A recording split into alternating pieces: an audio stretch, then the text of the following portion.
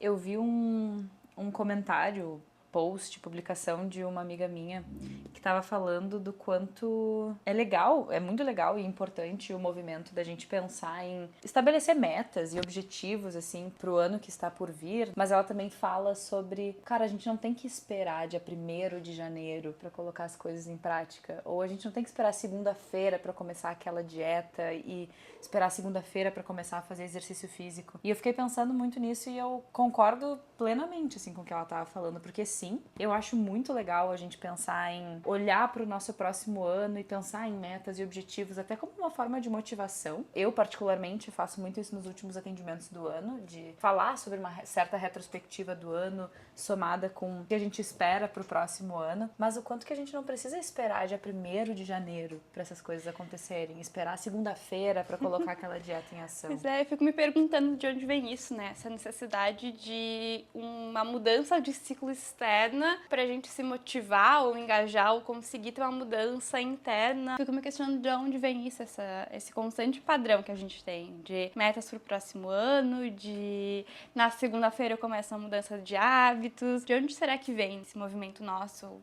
Oi, eu sou a Sara. Oi, eu sou a Laura. E a gente pensou então, levando em consideração que a gente tá a uma semana do Natal, que a gente tá a 2 semanas de virar o ano, né? Acabar o ano de 2025. Nosso último episódio do ano, né? Nosso último episódio do ano. A gente pensou então em falar um pouco sobre essa questão da construção de metas, construção de objetivos. Tem uma cultura muito por trás disso, né, de estabelecer metas para o próximo ano. Quais são os seus objetivos para 2026? Será que eu alcancei os meus objetivos que eu mesma coloquei para 2025? Também pensar em como é que foi olhar para o ano que se passou. Conseguir fazer essa retrospectiva também e olhar um pouquinho para aquilo que fez sentido, para aquilo que não fez. Então, acho que utilizar dessa mudança de ciclo externa para também, né, fazer esse momento de reavaliação. Acho que é uma temática que fica muito em voga agora. A gente acabou de passar pela retrospectiva do Spotify, né, que sempre viraliza muito. E esse movimento, então, da gente fazer retrospectivas, olhar um pouco para isso, acho que a gente quer aproveitar esse gancho para poder ver como é que a gente pode fazer isso de uma maneira saudável também, conseguir, né, construir um pouco essa reflexão. Olhar para esses objetivos que a gente colocou pro ano que passou de uma forma carinhosa, porque nem tudo a gente alcança. Como é difícil fazer esse movimento, olhar para as coisas que nos geram frustração de uma forma carinhosa. E que importante, né? Porque a gente tá falando de... A gente já falou isso em outros episódios, mas que estabelecimento de metas e objetivos, por vezes, eles mudam ao longo do tempo. Então, aquilo que a gente estabeleceu no final de 2024 não necessariamente faz mais sentido em 2025. E será que as pessoas se permitem a olhar pra isso como não é um objetivo que eu não alcancei, e sim um objetivo que talvez não faz mais sentido? Ou, bom, e se ainda faz sentido eu não alcancei, tá tudo bem, né? O importante é a gente entender, tá, o que faltou, o que eu posso fazer de diferente agora. Eu acho que é um pouco mais de flexibilidade quanto a isso. E por outro lado, também pensar que agora, final de 2025, a gente vai estar estabelecendo metas para 2026. Como que estão sendo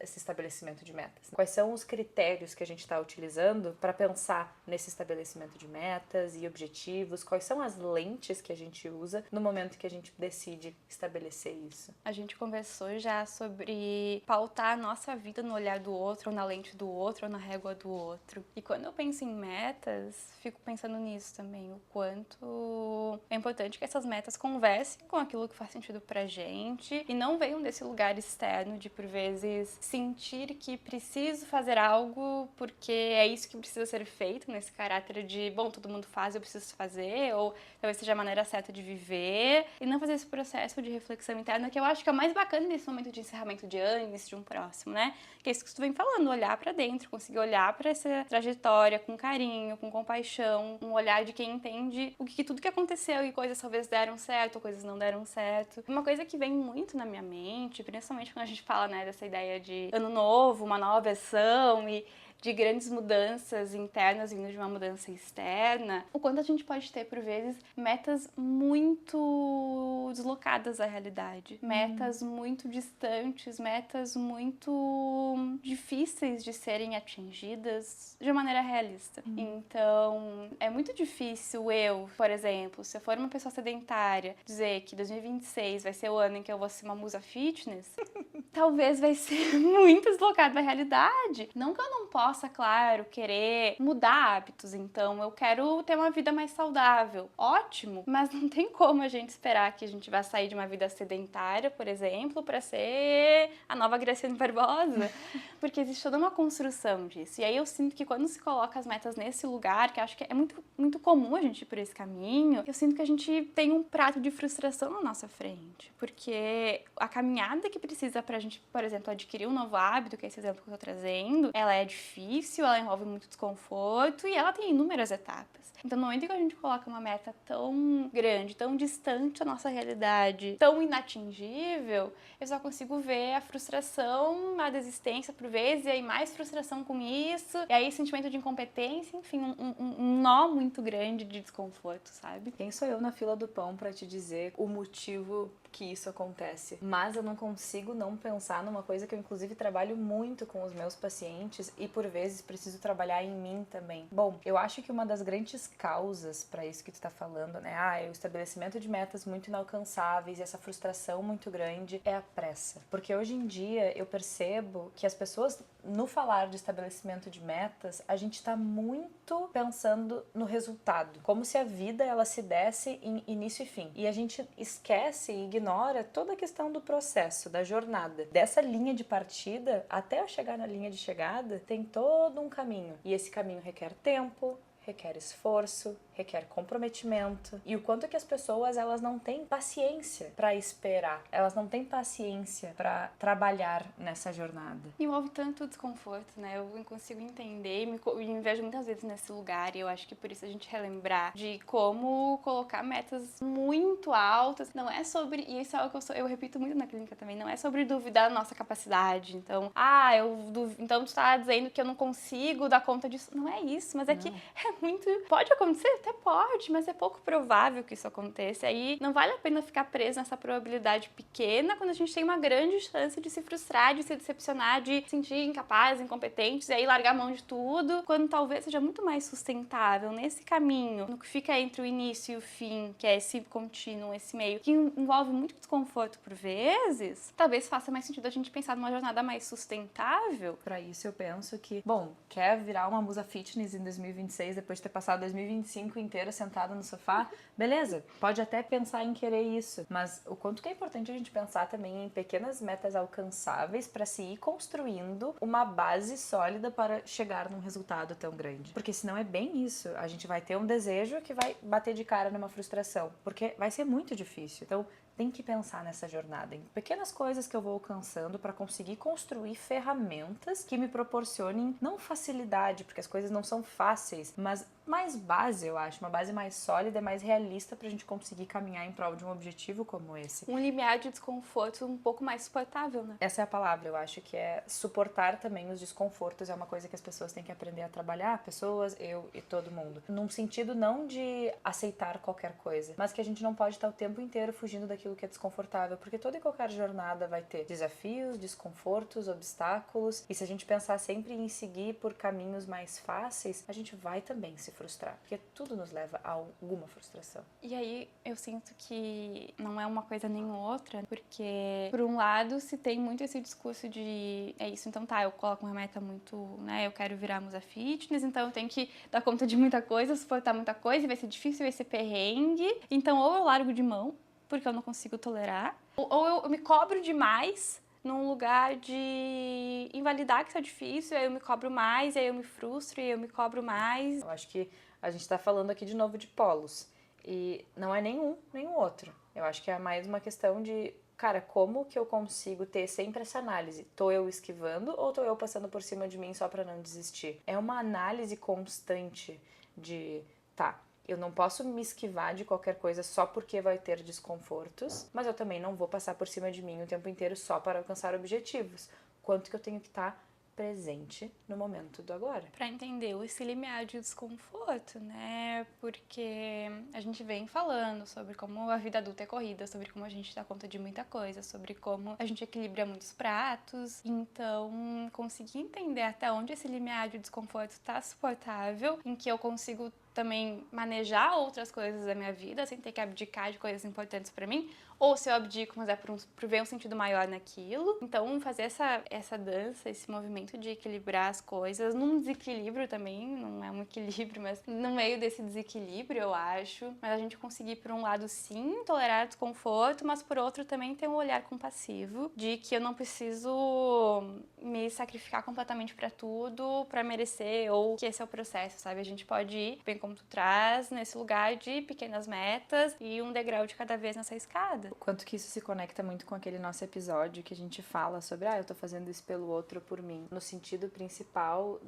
pra eu conseguir estabelecer as minhas metas, eu preciso estar conectada com os meus valores. Porque se eu não estiver conectada com aquilo que faz sentido pra mim, é muito mais difícil de tolerar qualquer tipo de desconforto, é muito mais difícil de eu permanecer conectada com o porquê de eu estar fazendo aquilo. Esse nosso papo me remete muito à terapia de aceitação e compromisso, da importância da gente pensar numa flexibilidade psicológica, tanto pra permanecer em prol desse meu objetivo, mas também para conseguir dizer, cara, não tá mais fazendo sentido, isso aqui não tá compactuando com aquilo que eu acredito, não adianta mais eu seguir por esse caminho. Fala muito sobre essa questão do permanecer presente no momento de agora, para ver se isso continua fazendo sentido comigo, quais são os meus valores para eu continuar seguindo, para ter essa bússola que vai continuar me conduzindo para frente. Enfim, eu acho que a terapia de aceitação e compromisso fala muito sobre isso, porque eu tô nos escutando aqui pensando muito que isso requer uma grande flexibilidade psicológica pra gente não cair em nenhum desses polos de ou esquiva, ou eu passo por cima de mim a qualquer custo porque eu não posso desistir desse objetivo. Balancear, lidar, por vezes, com um contexto que talvez coloque algumas coisas como necessidades, então vejo outras pessoas tendo comportamentos e esse é o certo, isso é o dito como comum, esse é o dito como padrão, e eu ter que entender que talvez aquilo não faça sentido pra mim, e bancar isso também envolve, de alguma maneira, lidar com essa pressão externa, mas também, como tu traz, conseguir identificar e entender que até onde algo faz sentido pra nós, até onde não faz, ou talvez algo que fez, talvez não faça mais, e é um movimento muito difícil de conseguir, por vezes, abrir mão disso. E quando a gente falava sobre os pequenos degraus de uma escada, que são importantes pra gente conseguir chegar no objetivo com menos frustração, ou talvez de uma maneira mais sustentável, eu acho que também tem um ponto de que quando a gente coloca uma meta muito grande, a nossa recompensa, a nossa gratificação, ela fica muito distante. Então, se a minha meta é sair do sedentarismo pra Gracinha Barbosa, eu só vou ter a recompensa daqui muito tempo. Agora, se eu coloco metas menores, de boa, eu sou sedentária, então eu vou começar a fazer algum tipo de atividade física que seja. Tá, quando eu começar essa atividade, eu já vou ter um pouquinho daquela satisfação de ter atingido uma meta. Aí eu vou aumentar a frequência, vou pra uma atividade mais intensa, não sei, né? Vou subindo níveis nessa escada que me aproximam do meu grande objetivo, mas que eu tenho a sensação de conquista, a sensação de gratificação, de pouquinho em pouquinho também. Isso faz com que eu me sinta mais motivada a seguir. Bom, até porque a gente tem que pensar que não é pra gente ser a nossa maior inimiga nesse processo, nessa jornada. A gente tá fazendo isso por nós, não pelo outro. Então, por que eu vou me colocar num momento tão desafiador e nessa questão de autocrítica muito grande, de eu tenho que conseguir chegar lá, tenho que estar fazendo isso por mim mesmo? Então, tô te escutando e tô pensando, sim, não é pra gente se olhar como nosso grande arqui-inimigo nesse momento, é pra gente ser a nossa maior ferramenta de motivação, estar fazendo isso por nós mesmos. E aí, nessa lógica, eu fiquei até pensando, assim, pra conseguir pensar de forma mais prática sobre esse estabelecimento de metas e objetivos e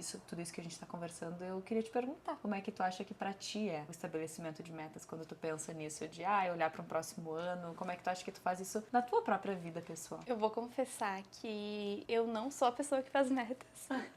Tá bem. Eu nunca tive o costume de fazer metas pro próximo ano. Não tenho esse costume. Não sei se talvez é aqui pra evitar algum tipo de frustração. Talvez seja, mas eu não costumo colocar metas. Eu acho que sim, eu tenho objetivos e ideais que eu quero conquistar, mas eu nunca atrelo isso a um ano ou essa virada de ano. Não é algo que eu tenho como hábito, assim. Eu vejo esse movimento externo e, por um lado, eu vejo como algo que eu gostaria de introduzir mais, porque eu acho que envolve essa reflexão também, que é muito importante. Mas eu não tenho muito esse hábito, assim, e acho que não... Por vezes eu até penso em coisas que eu gostaria de... maneiras diferentes, talvez eu gostaria de viver alguns aspectos da minha vida, mas eu nunca tive esse costume de estabelecer isso. Não sei como é que é pra ti. Eu gostei disso que tu falou, assim, eu já sou o oposto. Eu gosto muito e pra mim é um momento, é tipo um evento do meu ano, assim, final, algum dia em dezembro, que eu gosto de sentar e tá fazendo alguma coisa especial pra mim. Então, nos últimos 2 anos que eu tava morando na praia, foi muito especial. Eu fazia isso, eu ia pra praia sozinha, era o meu momento, pegava lá um café, peguei, né, lá foram 2 anos. Peguei um café da minha cafeteria favorita, me sentei sozinha e falei, agora eu vou escrever as minhas metas. Mas eu não penso também em metas alcançáveis e palpáveis, e não é uma coisa que eu espero virar o ano pra começar. Eu gosto muito de pensar em assim, quais são os meus valores e o que eu preciso pra colocar eles em prática na minha vida. Então não são coisas, eu quero alcançar isso, eu quero fazer aquilo, e sim coisas que eu quero ter mais em prática no meu dia a dia. E, cara, muita coincidência, eu tava ontem, fazendo análise da minha agenda das próximas semanas, e aí eu tava folheando a minha agenda de 2025 e me deparei com as metas que eu escrevi pra 2025, porque eu sempre escrevo na agenda do próximo ano. E aí eu olhei e li ali, e eu fiquei com muito orgulho da Laura de 2024, porque eu coloquei metas muito assim, de me permitir me conectar com coisas que façam sentido pra mim. Escrevi, uma delas era partes mais artísticas, né, minha, que eu acabei deixando de lado. Eu coloquei muito a questão de, diminuir o uso de telas, pra ter mais tempo pra fazer coisas, né, que me proporcionassem um senso mais gostoso dentro de mim mesma. Aí eu coloquei de tentar ter um pouco mais de disciplina na questão do exercício físico e da alimentação, mas não metas muito, isso aqui que eu quero que aconteça, sabe? Sim, coisas que eu quero que me auxiliem a me acompanhar. Um norteador, assim, uma norteador. bússola, né? Bússola. Um panorama ali disso, e não algo cravado como uma regra absoluta. Te escutando, eu fiquei inspirada agora, fiquei pensativa sobre talvez esse ano ter um ritual dessa maneira, porque eu acho que isso fala muito sobre te escutar. A gente falou em alguns dos nossos episódios sobre como a gente precisa do silêncio para voltar nos olhar para dentro, para olhar para o que a gente precisa, nossas necessidades, nossos valores. Então, te escutando, eu achei isso muito bonito e muito bacana. Até porque eu fiquei muito feliz lendo, né, as minhas metas de 2025, porque eu sinto que eu consegui colocar elas em prática. Tive momentos, né? Tive fases onde eu tive mais consumo de tela, fases onde eu consegui me reconectar com a importância de diminuir tela na minha realidade, consegui melhorar o exercício físico, a alimentação, enfim, várias coisas eu sinto que eu consegui, assim. Mas também fico pensando que, bom, se fosse o contrário, se eu não tivesse conseguido, o movimento não é muito, que merda, falhei, sabe? Mas sim, o que será que faltou? O que me desconectou aqui? Porque tudo que eu escrevi aqui no papel são valores pra mim. Coisas que eu acredito que pra mim são importantes na minha realidade, de colocar em prática. Coisas que eu acredito que pra mim, Laura Bon, seriam importantes e necessários para me sentir melhor. Então o movimento é, bom, o que será que faltou? Onde é que será que eu me desconectei? O que será que eu tô precisando para conseguir me aproximar mais desses valores? Porque, de novo, a gente tá falando de estabelecimento de metas, mas eu acho que o meu discurso tá mais voltado para escutar mais os meus valores, para ter bússola e aí sim me direcionar para as minhas metas e objetivos. Mas eu entendo o que tu diz, assim, sobre, será que eu não tô querendo colocar isso, não tô querendo olhar para isso para não gerar frustração? Mas daí eu acho que volta para aquilo que a gente conversou, né? Do quanto que a gente precisa ter uma certa autocompaixão e diminuir a nossa autocrítica e autocobrança caso a gente não alcance. Porque tem tanta coisa que pode acontecer. No momento em que a gente estiver estabelecendo metas, estabelecendo objetivos e olhando para os nossos valores, a gente tem que estar conectada com o momento presente. Eu sempre falo para os meus pacientes, para as minhas amigas e para mim mesma, quando a gente estabelece uma meta, a gente não tá fazendo um contrato que não pode mudar absolutamente nada, nenhuma vírgula. Essa meta pode mudar amanhã e tá tudo bem, porque a gente muda. A vida, ela é movimento. As coisas mudam e tá tudo bem. É pra ti, não é pro outro. Então, cara, a gente pode fazer esse movimento de olhar, olha, não alcancei as minhas metas, meus objetivos, me desconectei dos meus valores. Por quê? Porque mudou? Faltou alguma coisa? O que aconteceu? Mas não um olhar de fracasso, onde abre muito espaço pra frustração. O porquê me pegou muito e faz muito sentido, né?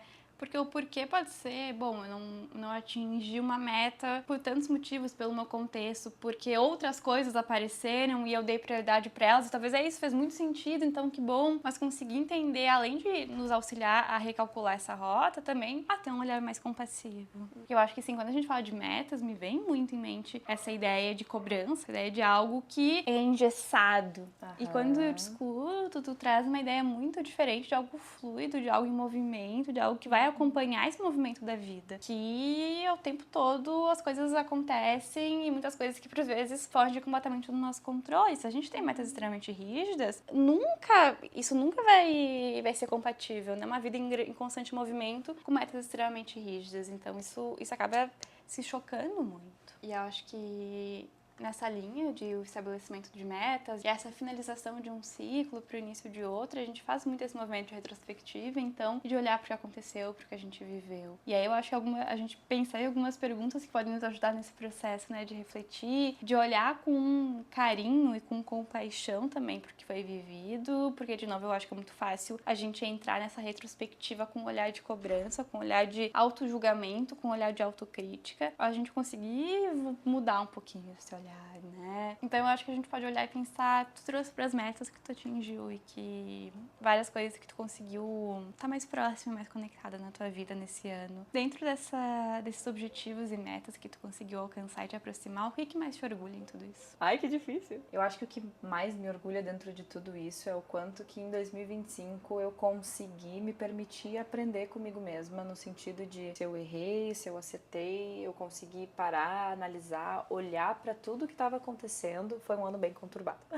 Foi um ano de altos e baixos. Foi um ano de dois momentos assim muito marcantes na minha vida. E eu consegui fazer um movimento sem muita crítica, sem muita cobrança, sem muito julgamento. Fazer esse movimento de olhar pra trás, aprender comigo mesma, de entender quais foram as ferramentas que eu utilizei, quais que eu posso continuar utilizando. O que eu acho que é importante de eu conseguir mudar daqui pra frente. Eu falo muito na minha terapia pessoal, assim, o quanto que eu fico muito feliz com o que eu consegui desenvolver comigo mesma, de acho que uma certa regulação emocional, eu diria. Não sei se seria regulação emocional a palavra, mas de conseguir aprender comigo mesma, conseguir olhar para as coisas que eu já passei, entender como que eu lidei com elas e como que eu posso estar lidando de uma forma melhor, de realmente estar mais conectada comigo mesma, assim, sabe? Eu acho que realmente 2025 foi um ano que ficou muito marcado com esse movimento que eu fiz interno, de olhar para trás, ver como que eu lidava com as questões, o que eu gostaria de estar lidando diferente, mas com muita autocompaixão.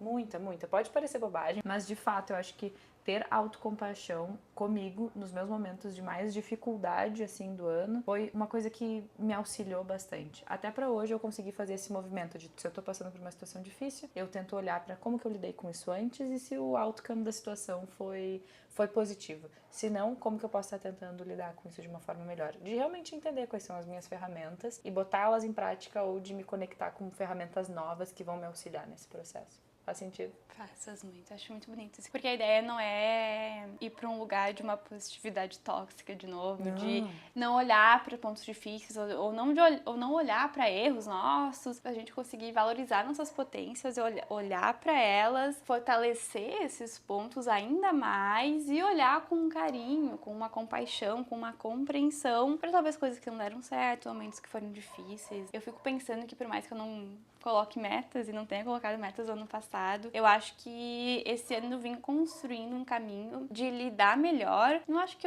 acho que eu tô no caminho ainda, caminhando em relação a isso, mas de como estruturar a organização do meu tempo, principalmente pensando em momentos de lazer e descanso. Acho que principalmente nós, como profissionais autônomas e que montamos a nossa agenda, o que é ótimo, maravilhoso, mas por vezes a gente não ganha essa autonomia total de quando é nosso momento de trabalho, quando é nosso momento de lazer, e talvez se a gente tem um padrãozinho, por vezes, talvez um pouco mais rígido, de maior cobrança, é muito fácil a gente entrar num lugar de trabalho, trabalho, trabalho, trabalho e não colocar o descanso e o lazer como um compromisso com nós mesmas. E isso é uma grande virada de chave, assim, que eu venho tentando cada vez mais me aproximar. Perceber o tempo de lazer, o tempo de descanso como um compromisso e como algo que não entra no lugar de merecimento, ou seja, eu não tenho que ralar muito durante o dia pra merecer o descanso e pra merecer o lazer, mas sim, é um compromisso que eu tenho comigo mesmo e que vai acontecer independente de quanto eu sinta ou não que eu mereço ou que eu conquistei aquilo, sabe? Então é algo que eu venho olhando muito e que eu venho tentando me aproximar muito disso, sabe? Não, e isso que tu falou da questão da positividade tóxica, longe de ser uma questão de positividade tóxica, né? Porque eu tô aqui falando, né, de ter alcançado as minhas metas e um discurso muito lindo, maravilhoso, mas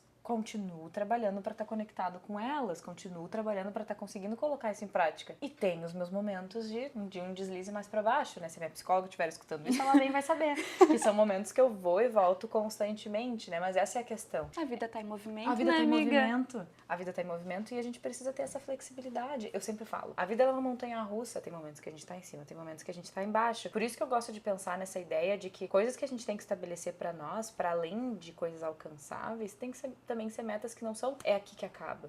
Porque nem sempre eu vou alcançar alguma coisa e pronto, acabou. Eu vou continuar caminhando. Aí às vezes eu vou retroceder e preciso andar pra frente de novo. Um passo pra trás, 2 pra frente, 2 pra trás, 4 pra frente, sabe? Essa questão do movimento, assim. Então eu acho que isso que tu tá falando também, do quanto que olhar pra isso que tu estabeleceu pra ti de forma talvez mais inconsciente, porque tu disse que não parou e escreveu sobre isso, mas que também tá tudo bem, de quanto que é uma coisa que tu vai aprendendo. Tu vai ter momentos que tu vai perceber isso com um pouco mais de facilidade, outros momentos que vai ser um pouco mais difícil, e tem que estar nessa constante análise da situação toda. Perfeito. Eu acho que também uma coisa muito importante que vem com isso, que pode ficar também como essa pergunta reflexiva pra gente fazer esse momento de fechamento, de olhada pro nosso ano, é como a gente lidou com os momentos difíceis. Porque muito além de, ok, tivemos ou não tivemos adversidades, dificuldades, momentos difíceis, mas sim a maneira como a gente lidou, manejou isso. Eu acho que a gente sempre pode fazer esse movimento de olhar e pensar, bom, talvez eu passei por uma situação muito difícil esse ano, mas que talvez eu lidei com ela de uma maneira,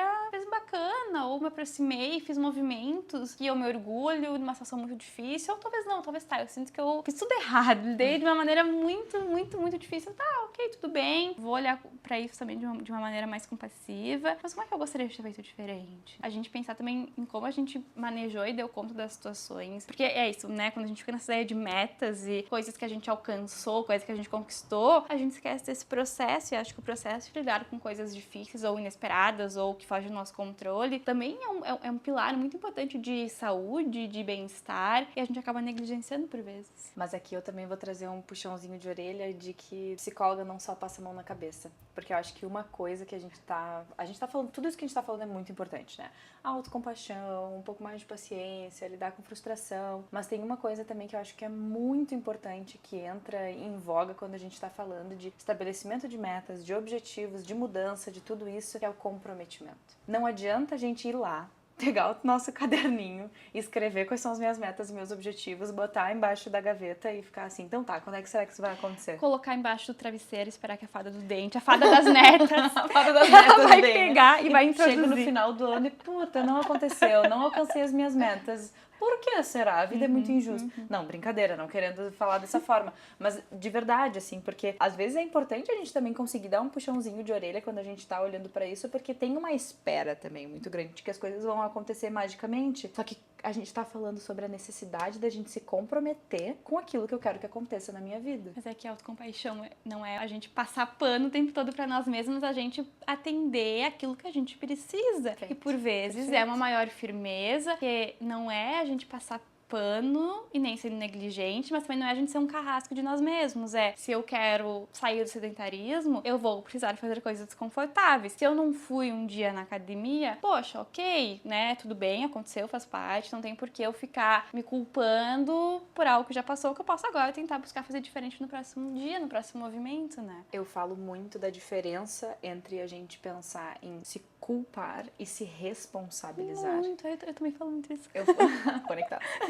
Eu acho muito importante a gente olhar pra diferença. Eu falo tanto isso, sabe, para os meus pacientes e pra mim também. Eu boto muito isso em prática na minha vida, de eu não quero me culpar pelas coisas que acontecem de errado, que não estão dando certo, né, não ficar nessa lógica, tô me culpando, mas sim eu me responsabilizo por aquilo que é responsabilidade minha, por aquilo que depende só de mim, porque sim, tem coisas que não dependem só de mim, tem coisas que estão fora do meu alcance e tem várias nuances aqui, mas tem uma diferença entre culpa e responsabilidade. Então, isso que a gente tá falando, perfeito que tu falou da autocompaixão, não pode ser nem um polo nem o outro, nem uma extrema flexibilidade e nem nos tratar que nem um monstro. Mas a gente precisa se responsabilizar, a gente precisa se comprometer para aquilo que a gente quer fazer por nós mesmos. É que eu acho que a culpa, ela fica muito no lugar, por vezes, de remoer de chorar sobre o leite derramado. Então, se eu não conseguir fazer isso, meu Deus, que pessoa horrível que eu sou. E não muito mais de, ok, eu não consegui, talvez eu pisei na bola, realmente não foi legal, mas o que eu vou fazer agora pra tentar reparar isso, pra tentar agir diferente, pra tentar mudar esse movimento, né? Que é isso que eu preciso pra estar mais alinhado com o que faz sentido pra mim. É conseguir voltar um pouco esse olhar. E talvez ficar triste pelo equívoco, pelo erro. Óbvio, não é invalidar a emoção, mas sim conseguir sair desse lugar de, por vezes, ruminação e olhar pro, o que eu vou fazer agora com isso que tá aqui, que talvez seja minha responsabilidade mesmo, mas e agora, o que eu faço? E agora, o que eu faço?